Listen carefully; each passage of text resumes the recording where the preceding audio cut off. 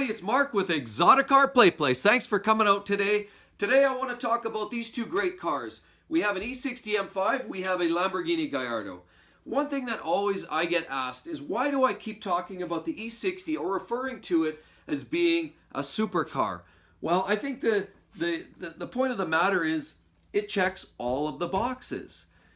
It's pretty obvious when we look at a Lamborghini, it's easy to say, yeah, that's a supercar, that's an exotic car as well.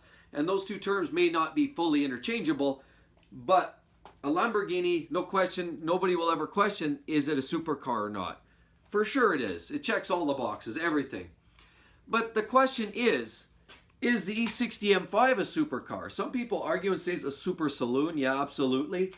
But lots of people, I've made reference to the term supercar in some of my videos in the past, and I find myself getting shot down. But the reality is, what constitutes a supercar? What is a supercar in your mind? Well, a Lamborghini. Here we go. Let's do some comparisons. Let's check the boxes. A Lamborghini Gallardo here has a 5-liter V10 motor propelling this beast. The E60 here also has a 5-liter V10 motor. The Lamborghini Gallardo over here has around 500 horsepower, and the E60 M5 over here has about 507 horsepower, both very similar. Well, is there anything more technical there? Yes. The Lamborghini has a dry sump setup, which enables it to corner aggressively and take this thing to the track without starving the engine of oil. Well, the E60 M5 has a dry sump engine, quasi-dry sump, but dry sump engine nonetheless. So it's also using race technology here. So they're both have very comparable cars, very comparable engines of horsepower configuration.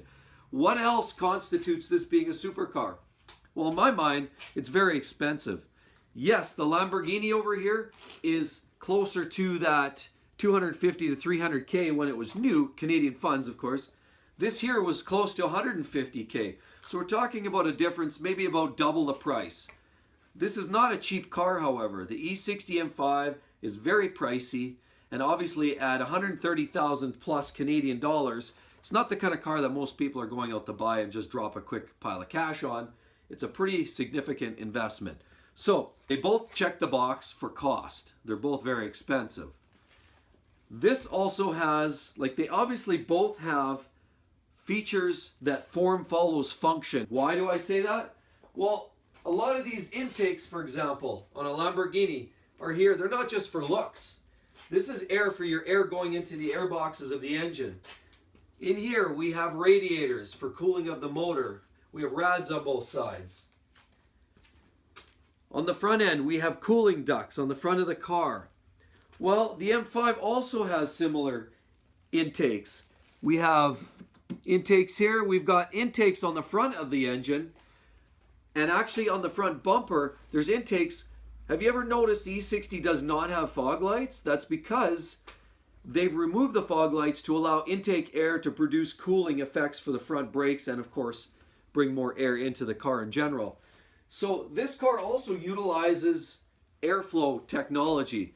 Also, on the back of the car, the M5 has air dams that produce a negative pressure drop at the back to assist in keeping that car planted at high speed. Of course, the Lamborghini's been doing that for a while. The point of the matter is, this is using small amounts of aero technology to keep this thing planted. It also uses cooling in a similar way that the Lamborghini uses cooling technology. They're both very expensive. They both produce huge amounts of power and in excess of 500 horsepower. But also what you have is a situation where, do you realize what the performance numbers are? 0 to 60, about 4 seconds on this car. Quarter mile, 12.2. Top speed, about 195 miles per hour. Well, guess what? 0 to 60, around 4 seconds, a little bit more. Quarter mile, around 12.5 seconds, not far off the Lambo. Top speed, though, it's faster than the Lamborghini. This will do 205 miles per hour. So if that's not supercar enough, I'm not totally sure what is. These cars are spectacular, extremely underrated, and phenomenal for what they are.